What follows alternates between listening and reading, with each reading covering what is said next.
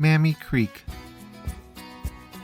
After a leisurely breakfast, our plan was to hike about 1.5 miles up Death Hollow Creek before beginning our ascent out of Death Hollow. We donned our water shoes and set off on our morning expedition.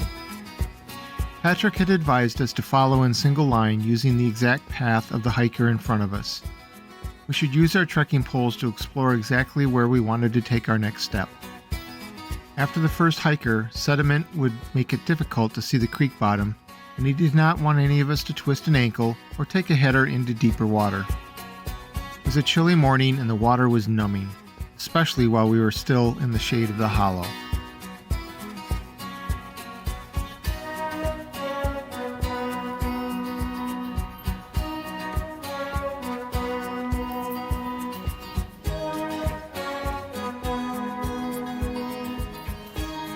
The walk in the creek was slow and methodical, but the views of the canyon walls as we wound our way down the creek were beautiful.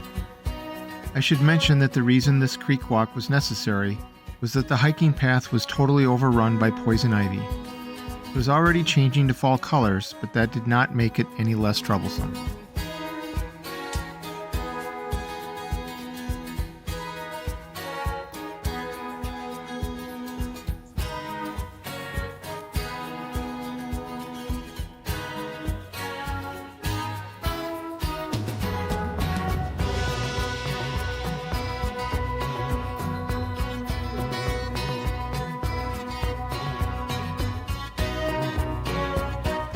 After about 1.5 hours, we took a break and changed back to our hiking shoes for the long and difficult ascent out of Death Hollow. We bumped into another hiker who had plans to continue to hike up Death Hollow Creek, some 12 miles. As he left, he half joked for us to remember we saw Trevor from Texas in case he went missing. Patrick was hoping to get to our next campsite on Mamie Creek in the early afternoon so that we could take a day hike up the creek to a natural bridge. The ascent was long and grueling on the exposed slick rock. I stuck to my plan to go slow and steady to conserve energy for the inevitable ascents and descents throughout the rest of the day's hike. I lagged behind, but do not believe I held the group up as we took more than an hour to hike out of Death Hollow. The trail was relatively tame for the next 2 miles. We made good time toward our next campsite.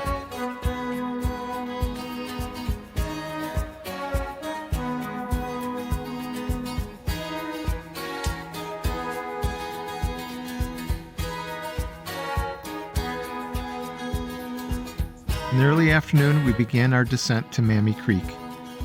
It was a significant loss in elevation, but not nearly as steep as Death Hollow. We made camp without the drama from the previous day. As the 4 of us set up our tents and took a break, Dan and Patrick once again focused on setting out lunch and filtering water. After eating a leisurely lunch, the group grabbed a water bottle and hit up Mamie Creek, without gear, toward a natural bridge. The creek was dry with the occasional pocket of water. At one of these pockets, we saw a small snake attempting to exit from the water up a nearly vertical incline. The snake made progress, so we were confident it would make it out as we continued up Mamie Creek. After about 45 minutes, we reached the natural bridge. As you passed under the bridge, it emptied out to a larger area.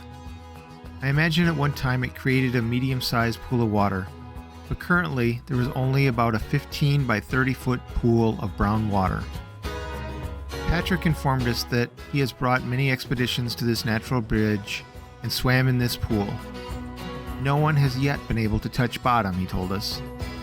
As we explored the area and took pictures, discussion turned to who, if anyone, was going to jump into the pool.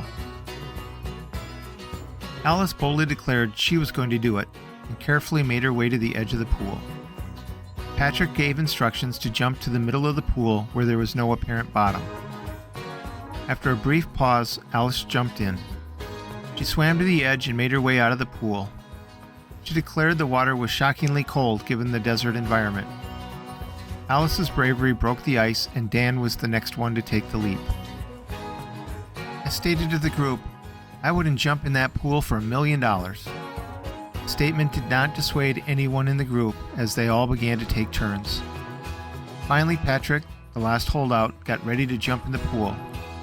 I decided Amy would be extremely disappointed in me if I sat this out. I took off my shirt and made my way to the edge of the pool. As my fellow hikers gave me encouragement, I jumped in. I wasn't brave enough to go very deep.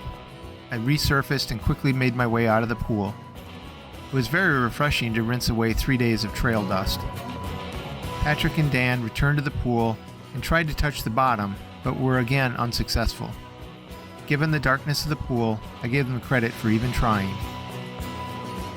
The group lingered near the pool, basking in the sun to dry off. I was lost in my own thoughts as the sun continued its journey across the crystal blue sky.